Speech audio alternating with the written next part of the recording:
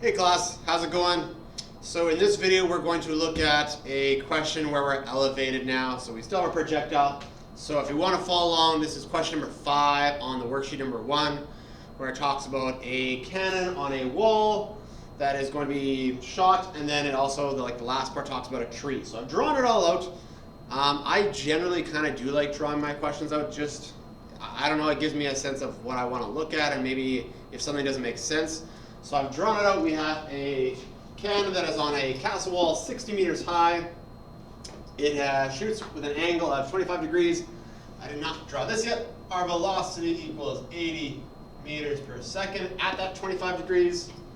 And so you'll notice that eventually in question D, it talks about a tree that is 76 meters away and 75 meters high.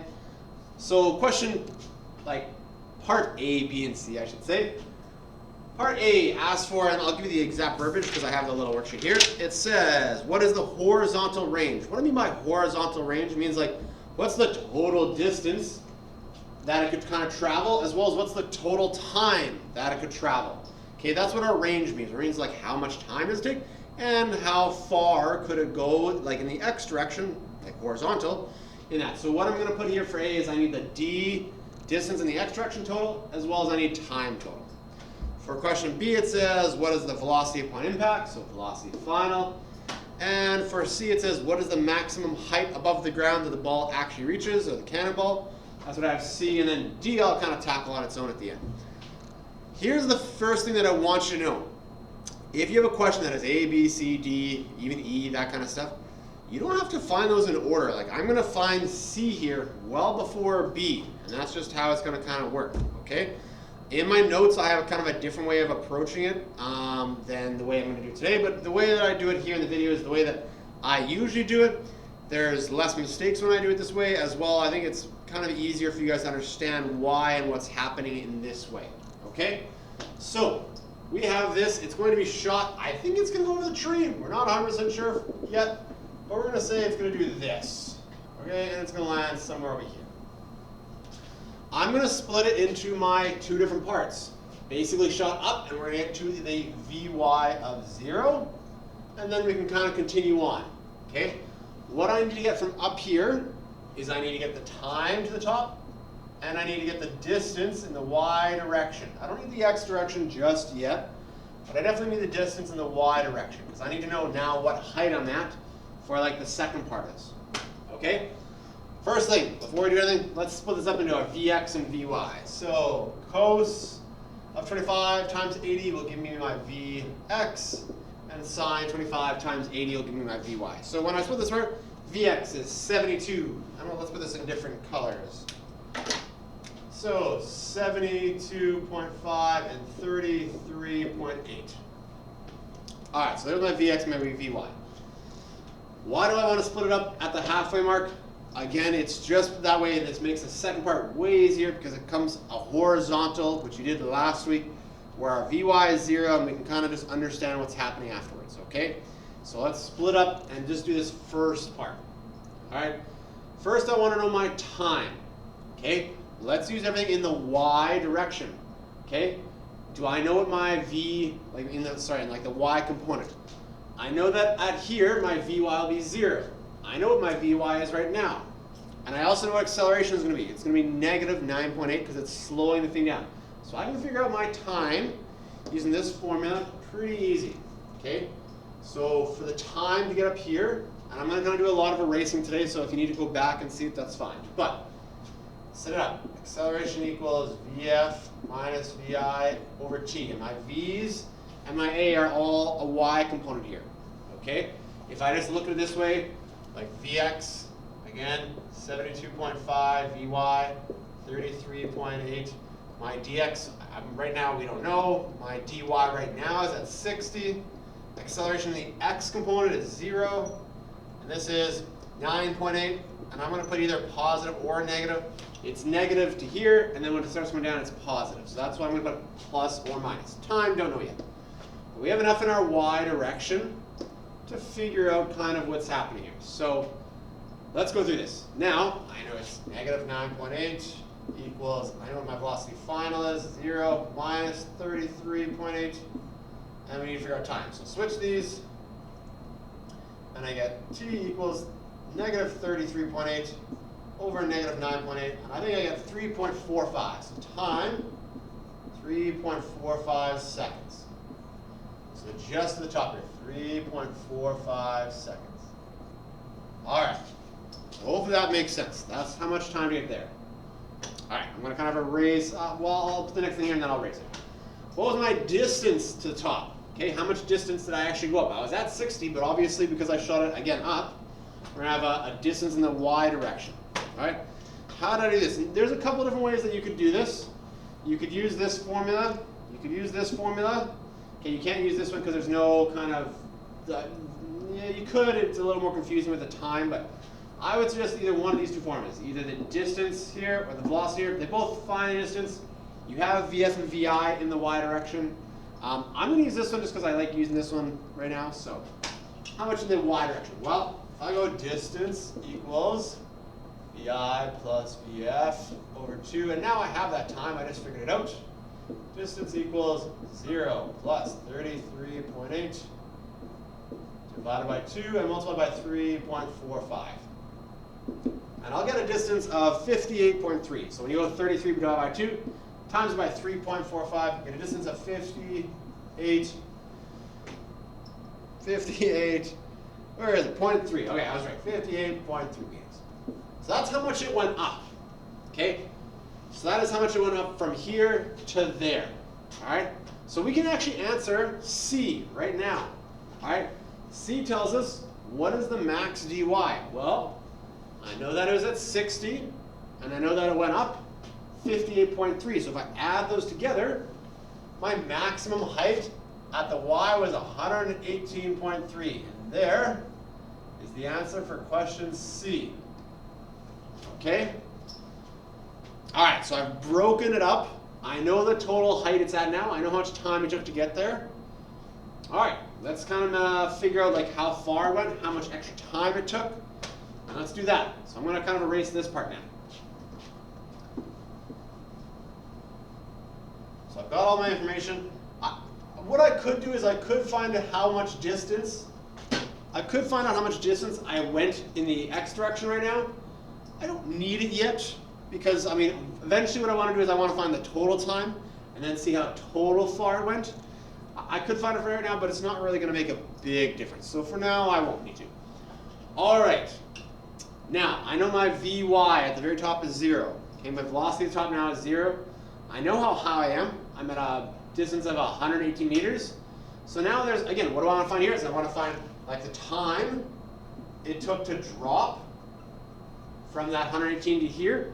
And I also kind of want to know then, yeah, that's basically it right now. I'm trying to think of what else I want to know. Eventually, I also want to know the velocity final in the y direction. And we'll talk about y, okay? So let's figure out how much time it took to drop. I have the distance. I know what my acceleration is. It's 9.8. It's positive 9.8 now because it's helping you. And I know that my Vy is 0. Okay, so we're going to go back to this formula. Just like this is now horizontal. If you forget this part, if you say someone shot a cannon horizontally at 72.5 from 118 meters, this is exactly a horizontal projectile question now. Okay? So we have 118. So we're going back to this formula. Okay? So let's do that. Distance. That is going to travel. I'm mistaken here for a second. Nope, I'm right. Distance. Oh yeah, I'm sorry. A little brain fart.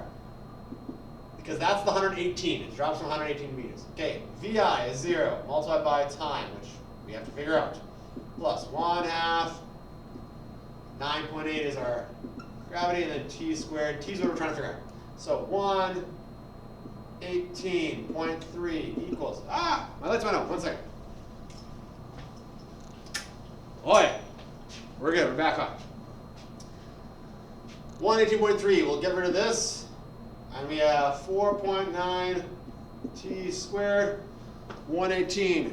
Let's do this here. 118.3 divided by 4.9 gives me 24.1, and I want to square root that to get my final time.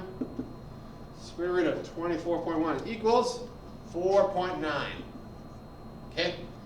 So, from the top, and then all the way falling, it took 4.9 seconds. Okay? And we know that it took 3.45 to get to the top. So I can kind of get my actual total time now, which is part of question 8. What is the range? So total time equals 8.35 seconds. And that's just adding 4.9 and the 3.45 together. So there's my total time. All right. What we can use this total time for now is also to find the distance total in the x direction.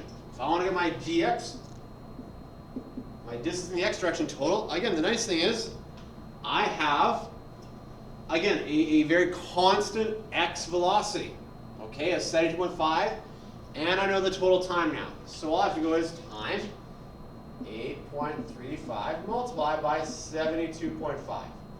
That gives me 605 meters. 605 meters. So I know that this thing landed 605 meters away. All right, so that answered question A total. I know my time total. I know my distance total. Cool. I've answered A. I've answered C. Let's kind of go through B. Velocity final. Okay, I'm going to erase this. I have my answers now. I'm going to put total time up here. 8.35.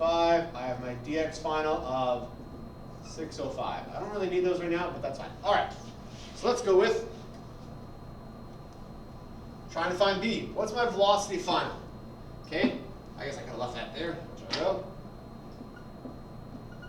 How I think about this is, again, we have to think of there's going to be a Vx and a Vy component. So if I want to find the velocity final, I already know what my Vx is, 72.5. What is my velocity y at the bottom? Okay, right here, what's my Vy right here? It's not going to be 33.8 because it had an extra 60 meters to fall. Okay, the best way to find this is just thinking of, all right, it fell from 118.3 meters. What is my Vy at the bottom? Okay, because I don't know what my Vf is yet. I need to find that. Thing is, I know a few things, and I like this formula right here again. You know your acceleration, it's 9.8. You know the time now for just this second half. Please make sure you just use that second half time, that 4.9. Okay, again, we have a time of 4.9 drop here. And I know what my initial velocity is. It was 0, because up there it's at 0. So let's figure out my Vf over here. So I have 9.8 equals Vf, don't know, minus 0 over 4.9. So this just gets erased. So basically just 4.9 times 9.8, which will give you, on my paper somewhere, 48 meters per second. So this is 48 meters per second. So now that we have 72 as an x, 48 as a y, this is just like our vector work from like last week or 2 weeks ago, which is why we do the vector work. So we have 72 in this, 48 in this. Just do your a squared plus b squared. That'll give you the magnitude, and then make sure you do your like inverse tan of y over x. So do your inverse tan of 48 over 72. All right. When you do this all, you should get a final velocity. Velocity final of 86.9. 86.9 at an angle of 33 degrees. All right, 33 degrees. Cool. There's answer to B. All right, let's do this last part. Let's do D. I'm going to erase this all. And honestly, the bad thing is, and the annoying thing is for D, I really don't need any of this information, except for like my Vx, my Vy, kind of to start off with.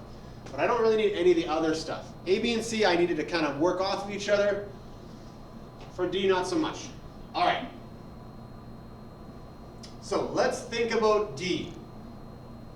All right, I'll leave that there. The thing is, so basically what it's asking me is D is there's this tree that's 75 meters tall and it's 76 meters away from the actual building, okay? Will it actually clear it? Now I know there's a max height of 118, but maybe it hit the tree as it was still going up because it landed 605 meters away. So who knows, it might have hit it on the way up. Here's the easiest way to do it. Find the time that it took to get to the tree first. So figure out the time. The way that we do that is everything in the x direction is constant, which is nice. I know that we're 76 meters away, and then it will travel 72.5 every second in the x direction. So let's see how much time it takes to get to the actual tree. And to do that, we can just use our nice little like d equals t times v, because again, everything in the x direction is constant.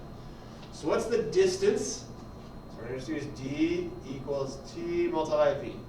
Distance in the x direction is 76. The time, I don't know. The velocity is 72.5 in the x direction. So I can figure out how much time it takes to get to the tree. So divide. So the time it took is 1.05. All right. So it took 1.05 seconds to get to this tree. Now I need to know, in those 1.05 seconds, how high did it go? Like, how high did my cannon actually shoot it?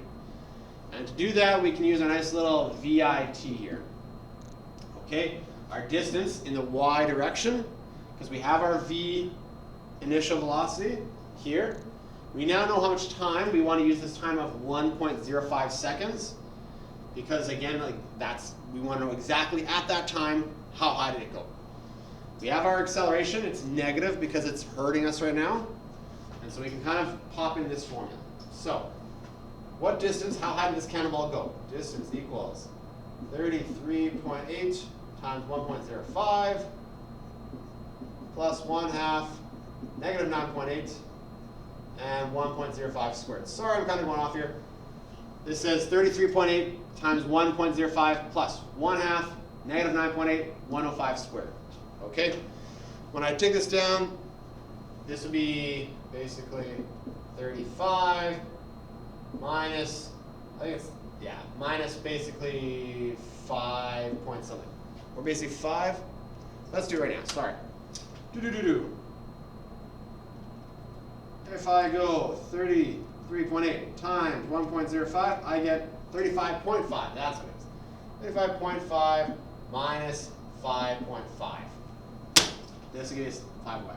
So basically I get 30 meters in the y direction. So this cannonball would have traveled 5 meters up.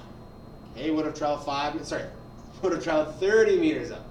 So this cannonball would have traveled 30 meters up in that 1.05 seconds. Which means if it was already at 60 and traveled 30 more, it would be at 90 meters. So it easily cleared it. It cleared it by 15 meters, no problem. This is a long video. I'm going to try and do one more video kind of like this question, okay?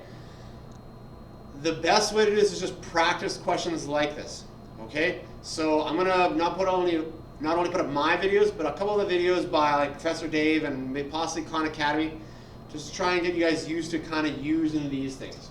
All right, class? Thanks so much. There'll be one more video for you guys for this week. Awesome.